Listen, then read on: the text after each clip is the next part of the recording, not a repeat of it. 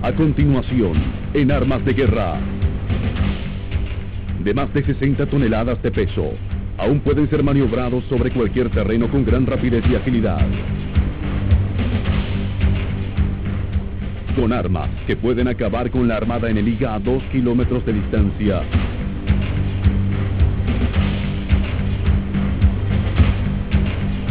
Estas increíbles maravillas tecnológicas evolucionaron a partir de las pesadas máquinas de guerra de la Primera Guerra Mundial. Obtuvieron amargas victorias en cada frente de la Segunda Guerra y se desplazaron decisivamente sobre las arenas del Medio Oriente. Los tanques, a continuación, en Armas de Guerra.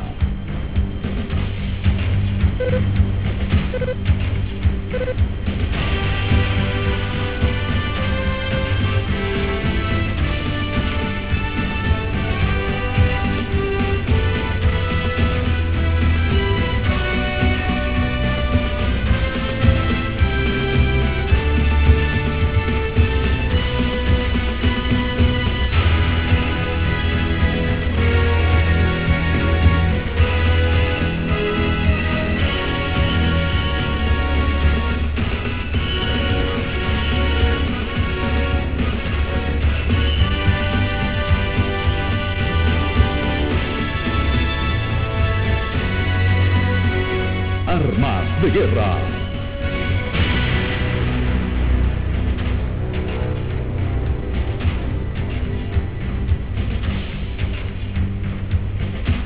Tanques.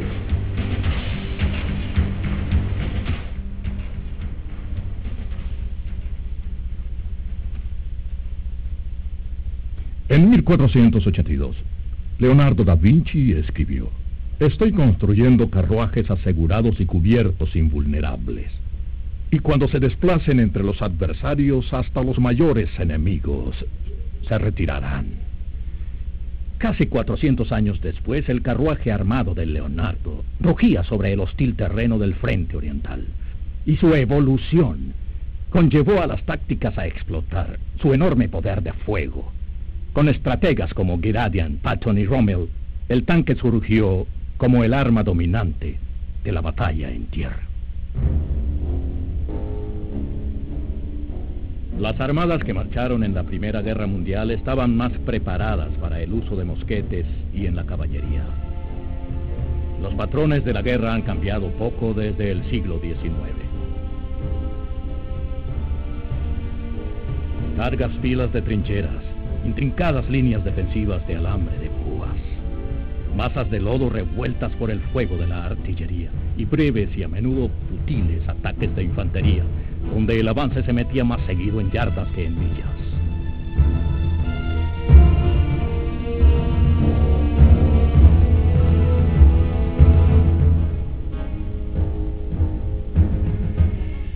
Estas fueron las circunstancias que llevaron a la evolución del tanque. In the early days of the war, the Allied forces did use armoured cars, particularly to rescue downed pilots. But as the static situation developed, trenches, barbed wire, obviously armoured cars could not cross this type of terrain. So tanks were developed in order to cross a terrain swept by machine gun fire, covered in barbed wire and covered in very deep trenches, which armoured cars could clearly not operate in. Winston Churchill, primer caballero del almirantazgo británico, apoyó el desarrollo de las naves terrestres diseñadas a partir de los tractores de granjas que inspiraron los primeros experimentos secretos que por seguridad llamaron tanques. Well, the word tank came in fact as a cover story during the First World War when they were developing these vehicles, and they did tend to look like water tanks. So people did not know exactly what they were, they just happened to call them tanks, and that name was stuck right through this day. The very first British tank was called Little Willie, and that actually was a full-track vehicle with just a very large superstructure, but that did prove the basic concept. En diciembre de 1915, el primer tanque británico, el Mark I, salió del laboratorio. Era llamado Grand Willie o Madre. Este fue el primero de una serie de tanques británicos de forma romboidal. La producción comenzó en febrero de 1916 y en julio el primer tanque del mundo entró a la acción en la batalla de Somme.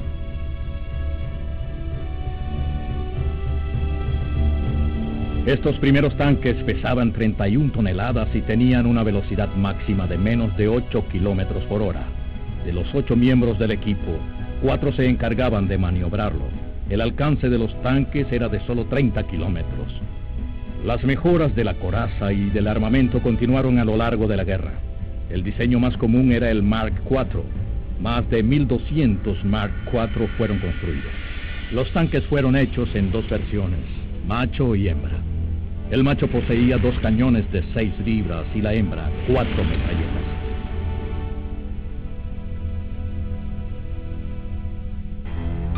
Los franceses también fueron pioneros en el desarrollo de los tanques. El Renault FT-17, conocido como Mosquito, fue uno de los primeros diseños más importantes. Pesaba menos de 5 toneladas, por lo que podía ser transportado en camiones. Esto facilitaba su despliegue y ayudaba a prevenir las rupturas de los camiones, un problema frecuente con los primeros tanques. El FT fue el primer vehículo blindado que adaptó a la forma moderna del tanque una torre giratoria, un motor posterior y una superestructura de vanguardia. In driving the old Renault one-man battle tank, it was a feeling that you were invincible because you could hear the bullets hit the sides and you felt invincible. And you could go right over the wire because it was powerful enough to tear the wire loose from the steel stanchions it was wound into. And they were very effective. Infantry loved them. They always welcomed them because if they had a especially tough machine gun nest that were going to take a lot of men and a lot of lives to get, probably you could run right on up to it, just like your thumb in your nose out. You go right up to it and shoot right into the aperture and clean them out. The sensation of driving one of these things is terrible because it's terribly confining. And the engine, you're practically sitting on the engine, and the noise of the engine, the noise of the guns, and the concussions outside the tank, and the general, it's like being in a maelstrom of noise and racket and discomfort. It's terribly hot, and you're just tickle pink to get the damn thing back to where you can park it and get out of it. En noviembre de 1917, en la batalla de Cambrai, los 400 tanques británicos se concentraron para un asalto masivo, siendo la primera vez que los mismos eran usados no solo como apoyo a la infantería, sino para iniciar un ataque. So there was a continual debate in the development of the tank as to whether it was an infantry weapon that was absolutely, it existed to support the individual infantryman in taking his objective, or was it a new, significantly different form of battlefield capability that should in its own right be supported to strike deep, achieve objectives that were beyond the imagination of the individual infantryman. Para finales de la guerra, los ingleses construyeron más de 2.300 tanques de 13 diseños diferentes. Los franceses construyeron más de 4.000 tanques pesados y livianos. Sin embargo, los alemanes construyeron solo 20. Su diseño requería un equipo de 18 hombres. El programa de tanques estadounidenses estaba en sus comienzos para finales de la guerra. El Mark VIII fue diseñado para ganar la guerra de 1919. El cuerpo estadounidense luchó en tanques británicos y franceses. El primer comandante estadounidense de tanques dejaría una huella en las futuras batallas. Su nombre era George Patton.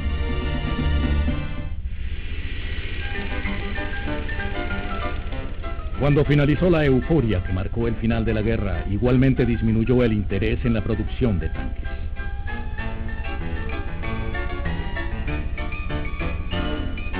El excedente de vehículos fue destinado a depósitos de chatarra. En todo el mundo aún había muchos pioneros interesados en el diseño y tácticas de los tanques, aunque la gran mayoría eran ignorados. In France it was de Gaulle, in Germany Guderian, in Britain it was Liddell Hart, JFC Fuller. They saw the tanks as more than mechanized cavalry, but still in an important cavalry role in which you would puncture the enemy lines, get behind it, not worry about your flanks, capture communications, disorganize the enemy. And also they saw them operated in force. They didn't see them operated in ones and twos. It was an amazing thing that in every country there were people who had the right idea about how to employ tanks and wrote about how to employ tanks and were read by their counterparts in other countries who understood them and who all universally were ignored in their own countries. A finales de los años 20, un brillante diseñador, Walter Christie, creó un tanque más liviano y más veloz que podía correr a campo traviesa a velocidad sorprendente sobre una barra de suspensión revolucionaria. La Armada de Estados Unidos compró algunos de los tanques de Christie, pero básicamente el país ignoró sus ideas.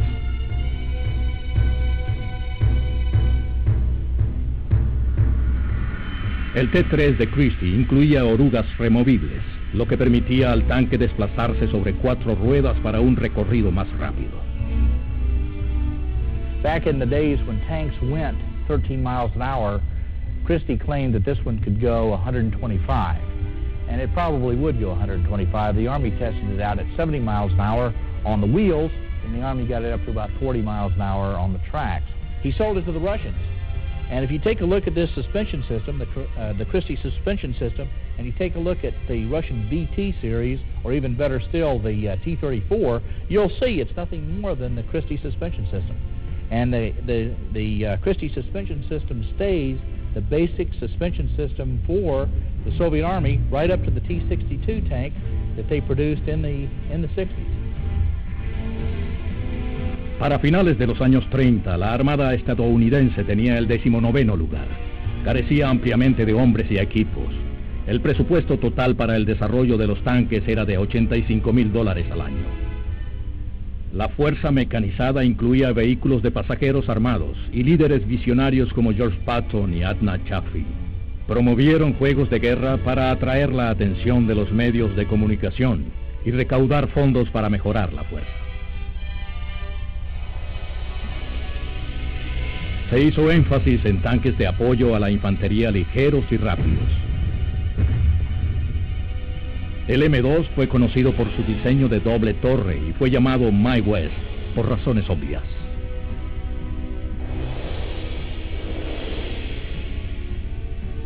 El tanque estaba ligeramente blindado y armado y por suerte jamás tuvo que demostrar sus capacidades en el frente.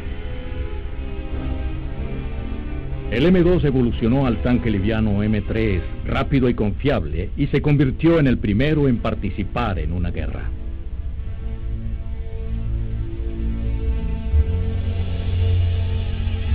The light tank is a 37mm gun, very fast. The British call it the honey because it was a honey of a tank.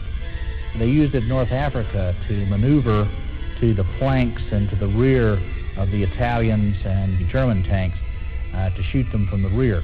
The problem with the tank is that it's very, very lightly armored and could only be used really in a scouting role. You can't use it in a slugging match with armor. You have to maneuver at very high speeds to keep the other guy from shooting you. Segunda Guerra Mundial, 1939-1945. El 20 de abril de 1938, para celebrar el 50 aniversario de Hitler, el partido nazi orgullosamente mostró sus armas de guerra.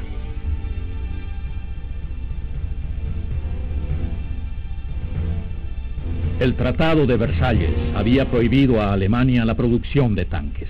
Sin embargo, la producción de prototipos continuó bajo el nombre de tractores para esconder su identidad. Luego, cuando los nazis se hicieron líderes en la producción de los vehículos de campo blindados, los diseños se concentraban en el poder de fuego de los tanques.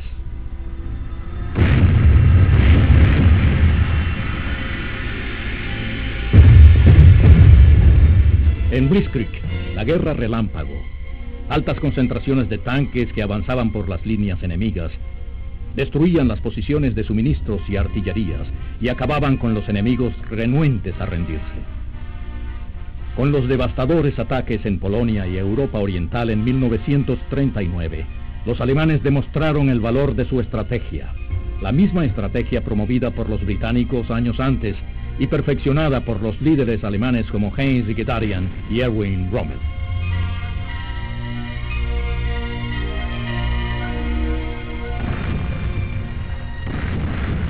Blitzkrieg demostró que las tácticas superiores prevalecerían sobre cualquier arma. Prior to the invasion of France in 1940, in fact, the British and French had more tanks than the Germans. Some of our tanks were very good, but we did not know really how to use our tanks. We tended to spread them too thin, where the Germans would concentrate their armour and use it en masse.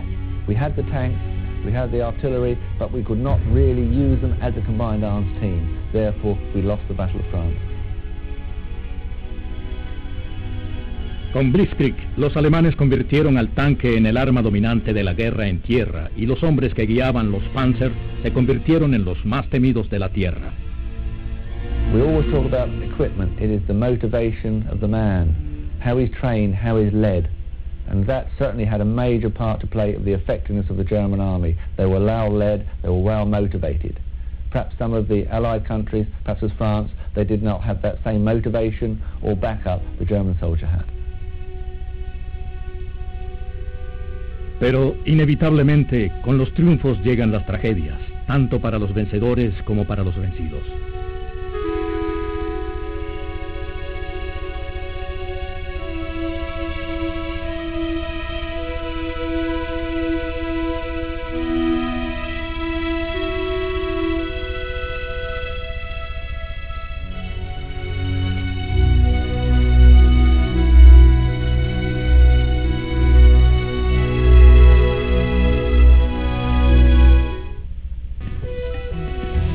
Usted está viendo Armas de Guerra.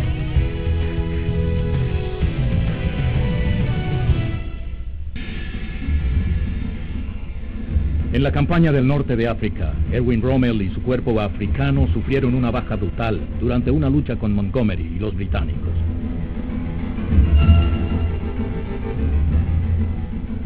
Los alemanes continuaron mejorando sus vehículos de campo Panzer con mayores armas y blindaje. Estos tanques eran formidables, pero los diseños eran complejos y difíciles de producir y mantener.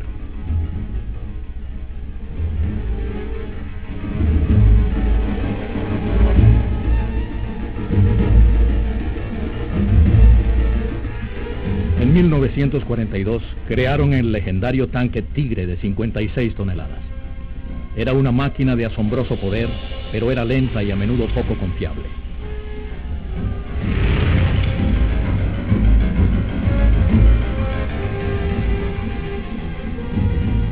Los británicos contaban con sus propios tanques livianos como el Crusader y el Matilda, aunque posteriormente se dirigieron a Estados Unidos en busca de mayor fuerza en sus armas. La capacidad de producción masiva de la industria automotriz estadounidense estaba concentrada para satisfacer las necesidades de la manufactura de tanques de los aliados. En abril de 1941, menos de 7 meses después del comienzo de la construcción de la fábrica, el primer tanque M3 mediano fue entregado. Conocidos como el General Grant y el General Lee, los tanques fueron enviados rápidamente a los británicos en África del Norte. Estaban armados con cañones de 75 milímetros, montados lateralmente, no en la torre. One of the first tanks used by the British Army from the American under the Lend-Lease program was the Grant and Lee. Automotively, it was a very good tank. They couldn't develop one with a turret at that time for a number of technical reasons. So in order to get a vehicle in production, they had to put the gun in a sponson on one side, like the First World War tanks. But this had a number of tactical limitations, as found out by the British in some of the North African battles. Particularly, we had a problem in engaging targets over wide arc. The driver had to change direction in order to lay the gun on the target. En 1942, el general George Patton y sus fuerzas de combate se unieron a la campaña del norte de África con los tanques M3. Rommel escribió que el adviento del nuevo tanque estadounidense había creado grandes vacíos en sus filas.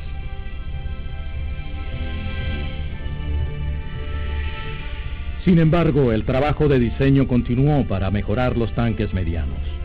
Los estadounidenses habían descubierto las deficiencias del M3. The M3 was simply awful. It was called a bucket of death because it had been put together with bolts, welded bolts. And whenever it took a hit, why, those bolts would buzz around inside of the tank like bees. And you got as much damage from them as you did from the explosion of the shell. Después de muchas batallas históricas, los aliados posteriormente vencieron a Rommel y a sus cuerpos africanos. We outnumbered him. He did use his tanks to better advantage and certainly did give the British a good run for their money on many occasions. But his supply lines were very long. So in the end, he didn't have enough fuel, ammunition was short, and he was eventually pushed out of North Africa.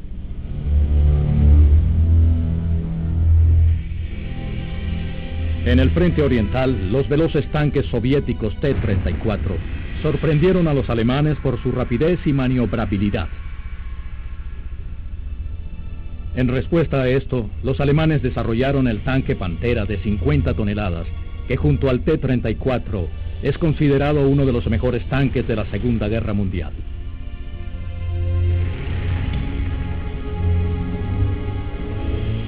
En Estados Unidos, el nuevo tanque mediano M4 Sherman comenzó a producirse. Antes del fin de la guerra, 50.000 de estos tanques serán entregados. Poseía un cañón principal de 75 milímetros, ubicado en una torre motorizada, capaz de rotar 360 grados. La tracción tenía un excelente diseño de goma, permitiendo a los 5 integrantes del equipo conducirlo tanto en el campo como en las carreteras. El Sherman, fácil de maniobrar, era fuerte, confiable, fácil de producir y sencillo de mantener.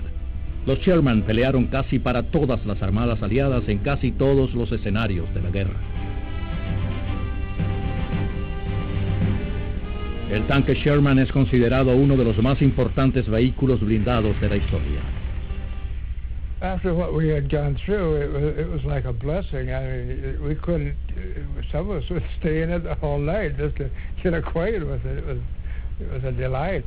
It was brand new and it had everything we'd been missing. Pero durante la batalla, el equipo de los tanques pronto descubrió que el Sherman también tenía deficiencias considerables. La coraza era muy delgada y el cañón muy pequeño, comparado con los tanques alemanes Rey Tigre y Pantera. In Normandy, if you sent 3 or 4 Shermans after a Panther, you might well knock out the Panther, but you'll probably lose 3 of your Shermans, because the Panther had much better armor protection and a much better gun. The Panther had a gun, a Pak 42 75mm gun, which would develop right at 3,300 foot-second muzzle velocity. Compare that with our Sherman tank, with this little M275, which was 2,000 50-foot-second muzzle velocity. That means that tank, that gun could go all the way through our tank and out the other side, and we couldn't even get to the front of that tank. We could outrun them. We could outshoot them on a straight run, but we could never, very, very seldom knock them out. Because, like I said, they would just bounce right off the tanks. If you hit them in the front, forget it. They would just smash that shell in pieces and wouldn't even penetrate. It's an awful feeling, I'll tell you that. You're shooting and it's bouncing off of them, and they're firing at you, and they're going through you like a hot knife through butter. I felt like that we had been victims of a tragic misunderstanding, because I had been to tank school. I'd seen the M4 Sherman tank, and I'd been told that that was the best tank going, and I believed it. I believe it's better than German tanks. I didn't know that German tanks were like they were. Our men went into Normandy believing that those tanks were good and that they were equal to or better than German tanks. When we got in there, it was a real tragedy to see it was the other way around. Our division had fantastic losses. We lost 87 tanks going the first 7 miles through those hedgerows. It was just horrendous. Otro problema del Sherman era que el depósito de municiones era de poca calidad, así que el tanque podía incendiarse fácilmente. El equipo posteriormente lo llamó encendedor Ronson porque siempre encendía al primer intento.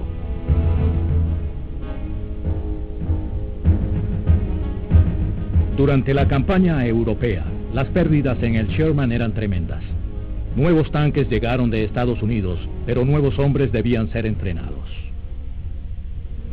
They brought down about 3 truckloads of raw infantry replacements. These kids had just gotten off the boat from Antwerp, and they'd only had basic training. They brought them down there. We asked if there were any tank drivers amongst them. No tank drivers. Nobody ever even had training in tank at all. We had 17 tanks to issue out, which was equivalent to a whole company, and we put them in the tanks, and we got our artillery sergeants to teach them how to fire the main gun. And each man got to fire that gun 3 times, and that's all the training they had. And we issued those tanks out about 5:30, 6 o'clock that night. Went down there again about 8 o'clock that night or later, and of those 17 tanks, 15 of them were knocked out on the side of the road.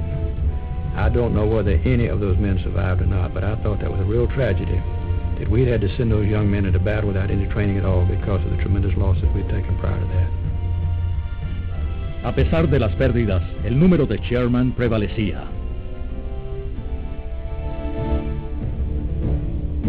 It was a magnificent testament to American industry that we were able to produce the quality that was the quantity of the Sherman tank in a relatively short period of time. But it was a situation of having to literally use your wits because basically you were outgunned and you were out-armored. I had what was called a short barrel 75. The main advantage being that you could go between trees, whereas long barrels get hung up. We caught Germans because their guns were so long that they couldn't swing between trees, you know.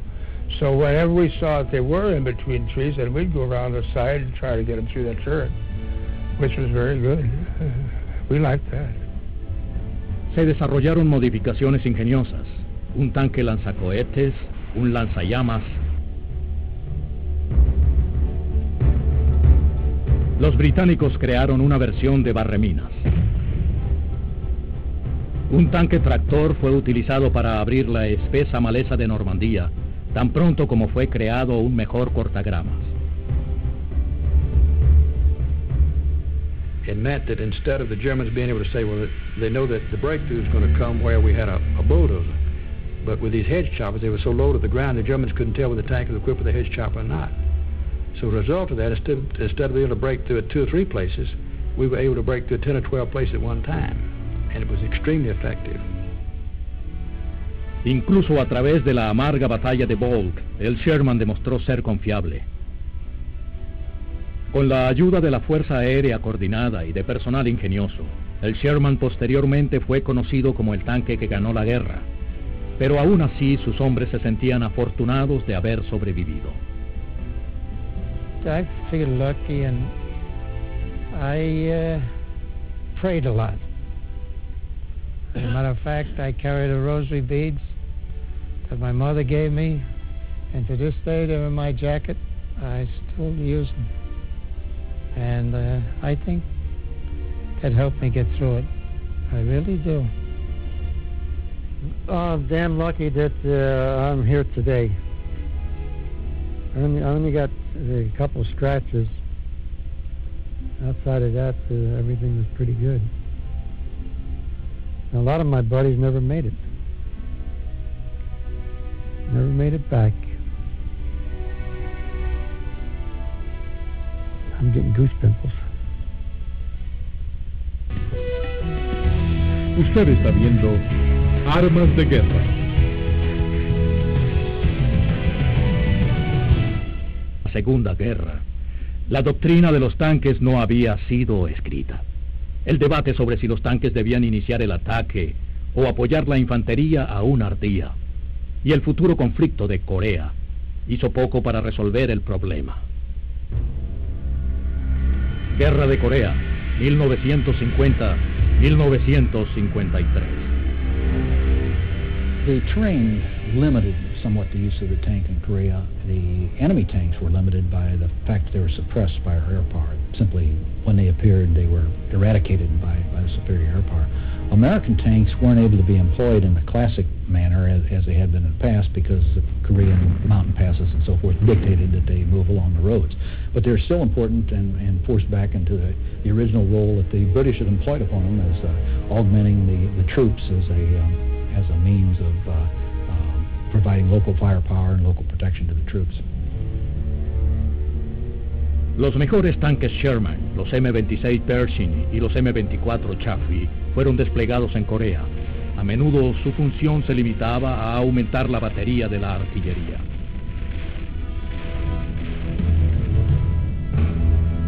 On the other side, the North Koreans used mainly Russian tanks, particularly the T-34. When the T-34s came across the border, the Americans really were taken aback because they couldn't knock them out. They'd lost the edge. Their bazookas could not take out some of the Russian tanks used by the North Koreans and then later the Chinese. But really, the Korean campaign was really an infantry campaign. The terrain didn't suit highly mobile operations. You could certainly use tanks to push forward, but there were not many tank-via-tank operations. Después de la guerra, Estados Unidos experimentó una serie de tanques ultrapesados con cañones de más de 155 milímetros. Muchos eran demasiado aparatosos para operaciones rutinarias. El T-95 pesaba 100 toneladas. Los soviéticos igualmente continuaron desarrollando los vehículos blindados con modificaciones en los tanques T-34 y K-5. En 1952, Estados Unidos introdujo el tanque mediano M-48 Patton para reemplazar al Sherman. Este fue el tanque más importante de Estados Unidos durante la Guerra de Vietnam. Guerra de Vietnam, 1964-1973. When the American Army first deployed to Vietnam, it was widely thought the tank had no role there. But once offensive operations started, it was soon realized that tanks did have a role. And M48 tanks were sent out there, and also the Vietnamese were given tanks, particularly M48s.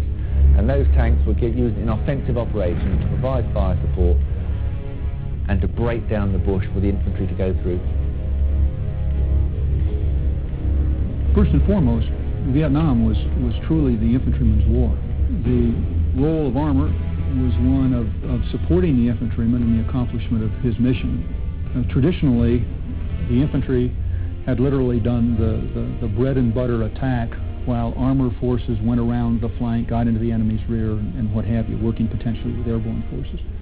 In Vietnam, you had a role reversal in that the armored forces, because of their firepower and their mobility in many parts of the country, were able to basically keep the pressure on while infantry, now helicopter mounted, could move decisively to engage the enemy at times and places unanticipated by the enemy. A pesar de su uso limitado, muchos tipos de vehículos blindados fueron desplegados en Vietnam. Los tanques M-48 Sheridan y Walker Bulldogs pelearon junto con los transportes de tropa armados M-113. Vietnam was a challenging time to be in the mounted force. Your feeling was that in any group you tend to draw fire. In other words, because of the capability, you instantly become a target for anything that the enemy has that they think is sufficiently good to get you, as opposed to getting to the infantryman that may be walking to your side. Tanks did play a vital role in Vietnam, and on retrospect, perhaps they should have been used there rather earlier than they were done at the end of the day.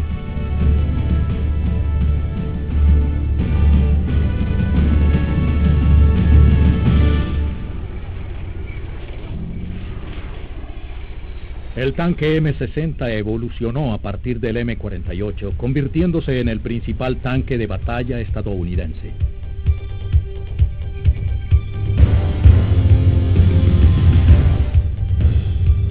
pesar de su diseño de 30 años de edad, fue muy útil en la Guerra del Golfo en 1991, con las mejoras electrónicas y con el blindaje reactivo explosivo. Until fairly recently, all tanks had basically steel armor. To improve survivability, you made it thicker. But in recent years, there have been a number of programs to improve the survivability of tanks. One is the development of explosive reactive armor. But basically what this consists of is two sheets of steel with explosives between them. They are fitted in small boxes or blocks on the outside of the tank. And when that block is hit by another high explosive anti-tank projectile, that causes the explosion between the plates to go off, and the plates move. And the outside plate goes outwards and eats up the incoming jet. So that really helps improve the survivability of the tank. El M60 también había sido mejorado con un cañón principal británico de 105 milímetros. The 105 main gun can punch through anything that we've come across so far on the battlefield. We fire 3 or 4 basic rounds that we actually use right now. Number 1 round is the Sabo, and the Sabo round is our primary tank killing round. It's nothing more than a depleted uranium projectile that fires out at a speed of 4,850 feet per second. Cruising at a speed this fast, it just crashes through the armor just about any tank around. We also have a heat round that stands for High Explosive Anti-Tank. Now the way that works, it impacts on a very small spot on the tank, and it shoots a shaped charge. It focuses the explosive power on a specific point, and to do this, it basically sends a stream of molten metal through the tank. And as this goes through the tank, it does the same thing. It heats up the tank and causes internal explosions inside the tank. The greatest strength of the M60 is the crew that operates it.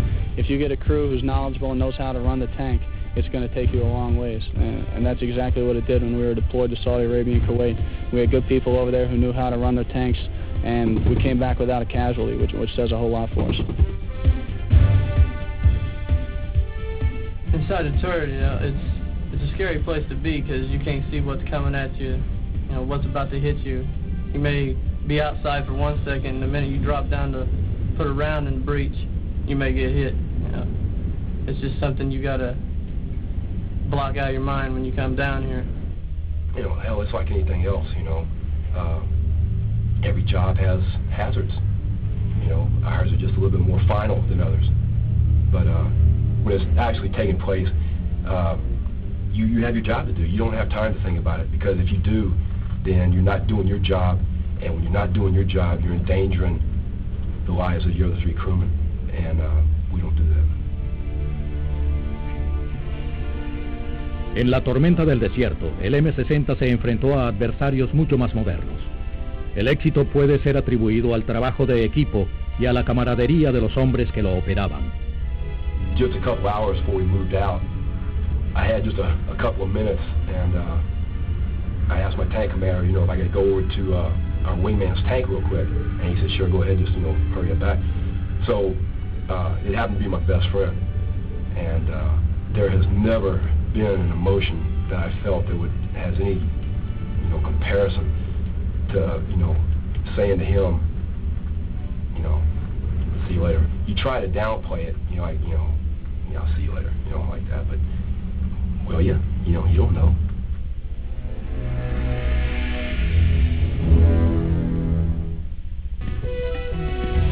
Usted está viendo Armas de Guerra.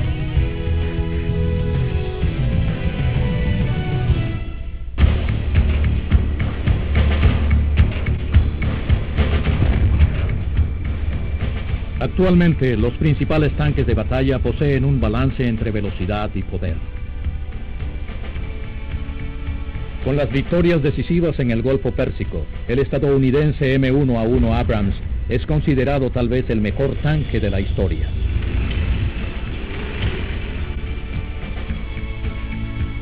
Está dotado de un suave cañón de diseño alemán de 120 milímetros capaz de dar al blanco a más de 12 kilómetros de distancia.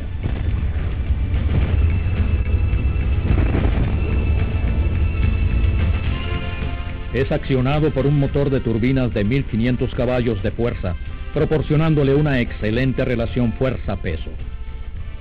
The way we used to initially describe the Abrams before it was issued to you as a crewman or in a platoon or what have you, was that you think you're getting a tank, what you're really getting is a helicopter. It just happens to float on the ground. But think of yourself at that level of speed and capability and what have you.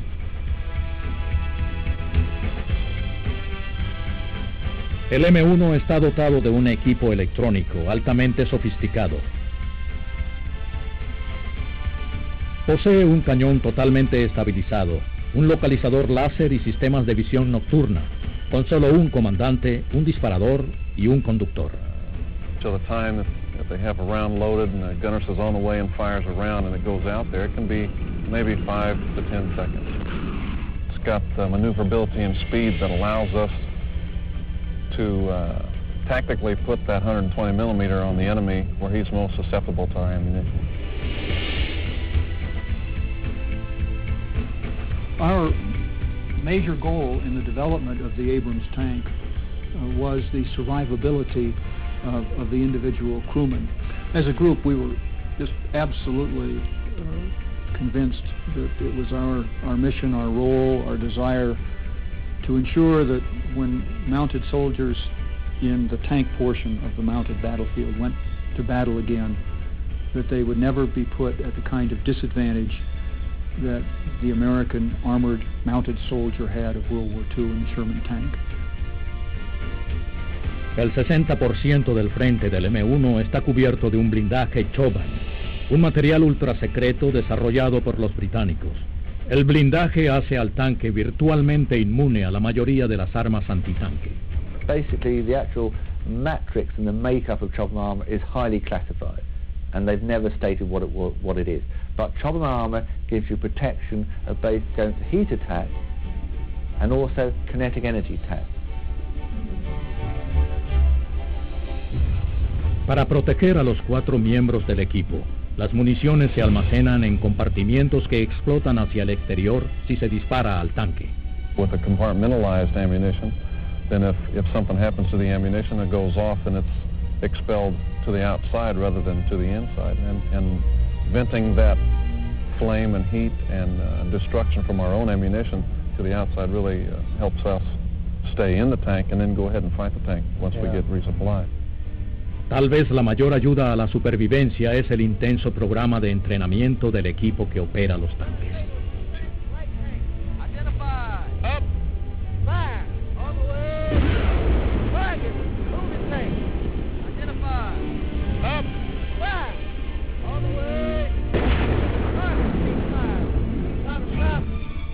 Se han desarrollado incluso simuladores para entrenamientos en batallas ficticias.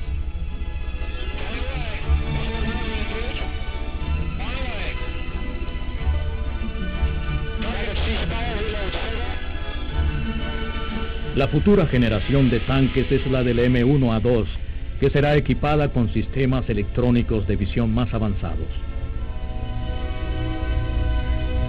With all that equipment, you got to be a college graduate to run it. I mean, laser and all, and it's really something. I got in the tank and they showed me how to work the gun and the instrument. I did everything but shoot the gun, and I really got a bang out of it. And I would say that the difference between the M1 main battle tank and the M4 Sherman that we went in Normandy with was as much difference as a Model T Ford and a brand new Cadillac. I mean, it was awesome difference.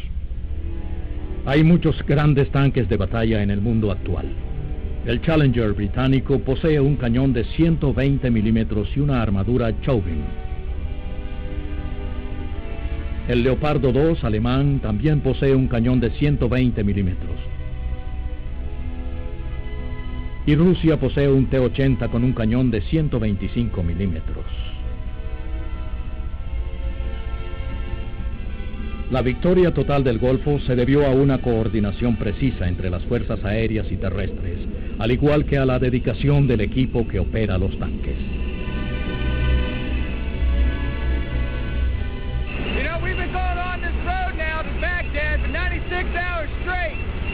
But yet I'm still surprised the guys' morale's pretty good. You know, some people complain about lack of sleep, but overall, they know that the quickest way to go home lies up to the north, so we're going to get the job done. A lo largo del siglo XX, el tanque pasó de sus torpes comienzos a un logro tecnológico sorprendente en protección, movilidad, armas y poder. Pero durante el cambio, solo una cosa se mantiene constante para obtener la victoria en esta como en todas las guerras, y radica en el ingenio de los tácticos y del entrenamiento, dedicación y valor de los soldados. La victoria no es el triunfo de máquinas superiores, sino del espíritu del hombre.